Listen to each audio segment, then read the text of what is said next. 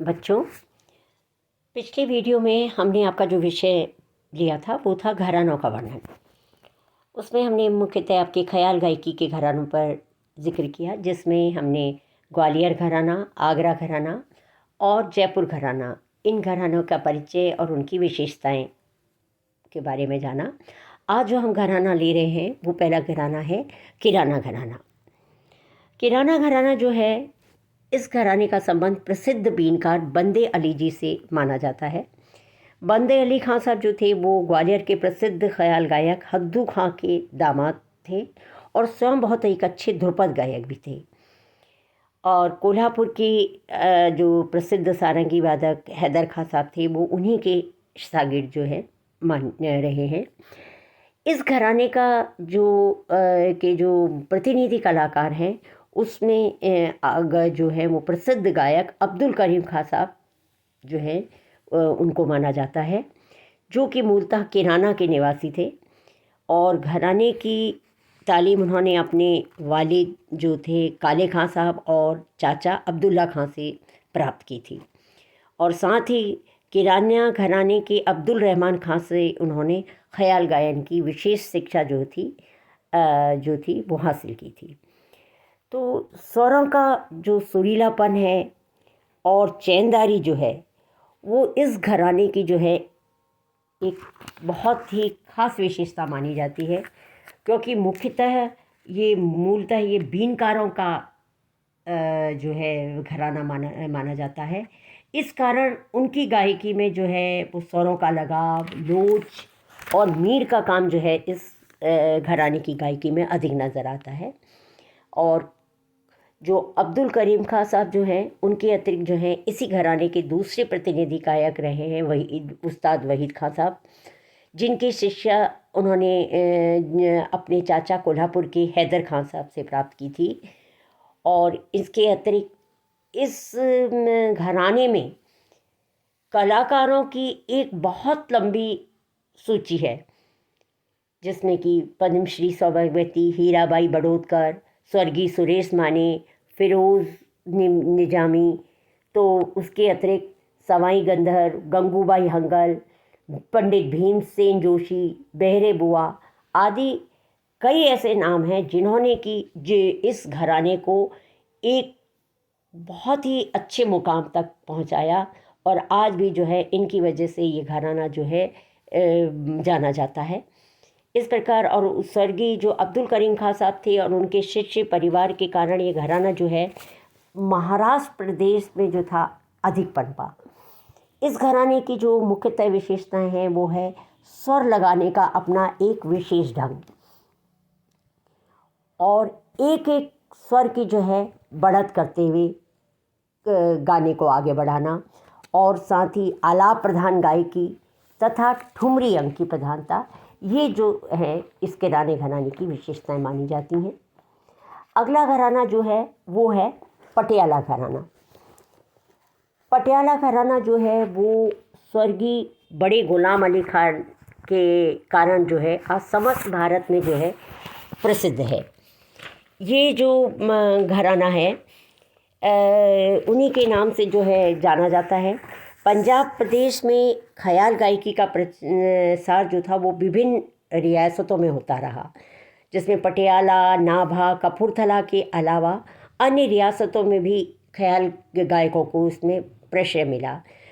तो इन सभी ने जो है बहुत शान और शौकत की दृष्टि से, मतलब देखा जाए ये जो बाकी हालांकि नाभा, कपूरथला आदि कई जगहों में पंजाब में ये संगीत ख्याल गायकी रही, लेकिन इन सब में जो था पटियाला जो था वो प्रमुख रहा, जहाँ की ये कला ज़्यादा फूली। दिल्ली दरबार के अधिकांश जो गायक थे वो इसी रियासत की आश्रय में जो है वो रहे थे। पंजाब में जो है दिल्ली के दरबारी कवि मिर्ज़ा गालिब, दरबारी गायक तानराज खान जो भी था वो भी इसी दरबार में रहे हैं। इस घराने में अली बख्श और फ़तेह अली की जोड़ी, जिनको अलिया फत्तू के नाम से जाना जाता था, वो भी इसी घराने को चलाने का श्रेय जो है इन दोनों को जाता है।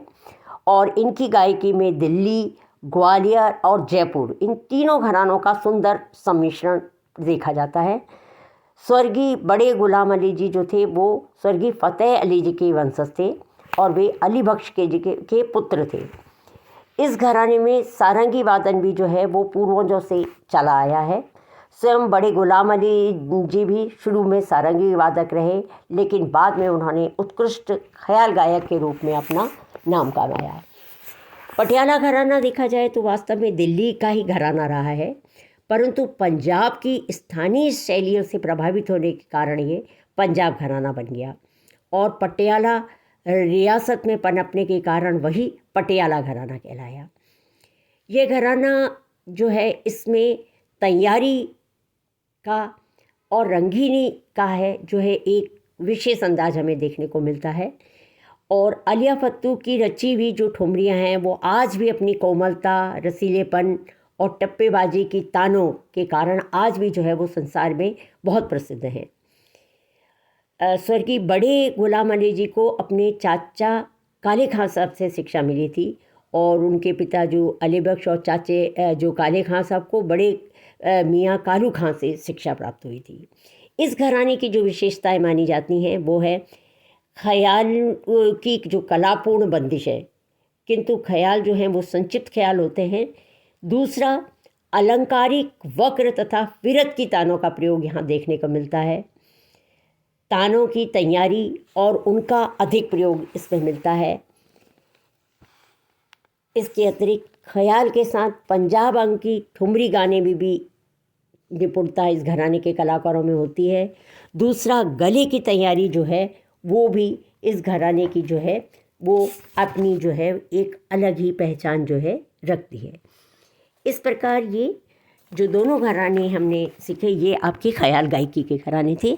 अब जो हम घराना ले रहे हैं सेनिया घराना।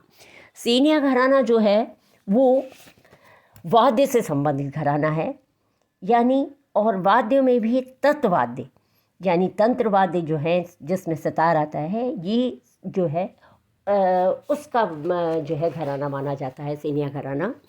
ऐतिहासिक दृष्टि से हम देखते हैं कि समस्त भारत में सितार वादन का मूल रूप से एक ही प्रमुख घराना माना जाता है, वो है सेनियाबाज। कुछ विद्वानों का ऐसा भी मत है कि उत्तर भारत में सितार के दो ही बाज प्रमुख रूप से प्रचलित थे और हैं, और इन्हें सेनियाबाज व पूर्वी बाज के नाम से जाना गया। सितार वादन की सेनिया घराने का इतिहास जो है वो 18वीं शताब्दी से प्रारंभ होता है। बीन और रबाब का प्राधान्य तानसेन युग से ही रहा। गायन और वादन के क्षेत्र में सेनियों की जो देन को भारतीय संगीत के इतिहास में सदा से ही महत्वपूर्ण माना जाता है। और सितार वादन की कला ने जो है हम देखते हैं कि क्रमिक विकास के इतिहास में आज से लगभग 150 वर्ष पूर्व एक अभ्युदय सूचक मोड़ लिया। सूरत सेन जो तानसेन के दूसरे पुत्र थे वो जयपुर आकर बस गए थे और इस वंश के पुत्र और शिष्यों से जयपुर, रामपुर, बिहार एवं बंगाल का संगीत जगत जो है वो प्रभावित हुआ।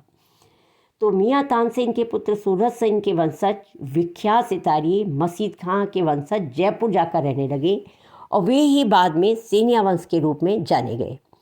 जयपुर घराने के कलाकारों ने मुख्यतः सितारवाद को ही अपनाया था और जयपुर घराने में प्रचलित मसीद खानी बाज को ही सेनिया बाज के नाम से जाना जाता है। सेनिया घराने के प्रमुख सितारवादकों में रहीम सेन, अमृत सेन, अमीर खां, मसीद खां, दूल्हे खां आदि के नाम विशेष रूप से उल्लेखनीय हैं।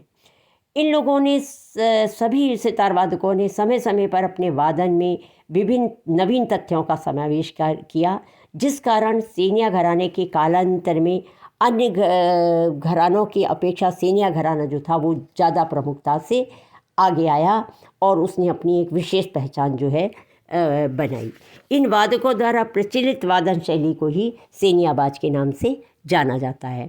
और 18वीं शताब्दी के सितार का बाज वास्तव में देखा जाए तो वीणा वादन का ही अनुसरण था। इस काल का जो बाज था वो सीधा, सरल व मध्य तीन ताल में बद्ध सरल राग का विस्तार होता था और अंत में जोड़ के काम से युक्त होता था। और इस काल में जो हम देखते हैं कि सितार जो विशेषताएं थी वो सितार वादन में अधिक क्लिष्ट तानों का प्रयोग नहीं होता था, मीण भी छोटी छोटी ली जाती थी और बहुत द्रुत लय का प्रयोग इसमें नहीं किया जाता था। और तत्कालीन वीणा वादन में जो प्रचलित 12 प्रकार की क्रियाएं थी, जैसे आलाप, जोड़, झाला, ठोक झाला, गत, तोड़ा, लड़ी, लड़गुथाव, लड़ लपेट, इस तरह कत्तर पौर, तार प्रणाली, इनको सेनियों ने सितार में बहुत खूबसूरती से उतारा और कालांतर में यही जो है सितार का अभिन्न अंग बन गई। तानसेन को ही सेनिया घराने का आदि पुरुष माना जाता है और ये माना जाता है कि सेनिया घराने की नींव वस्तुतः तानसेन ने ही रखी और उनकी मृत्यु के पश्चात उनके वंशज जो थे वो 2 भागों में बट गए, जिन्हें बीनकार और रबाबी कहा गया। और सेनियों ने सितार पर बीन तथा ध्रुपद के सौंदर्य तत्वों का समावेश कर इस वाद्य को अधिक रोचक बना दिया। इस प्रकार हम देखते हैं कि सितार वाद्य को आगे लाने एवं प्रतिष्ठा दिलाने का श्रेय सेनिया घराने के गायक के वादकों को है।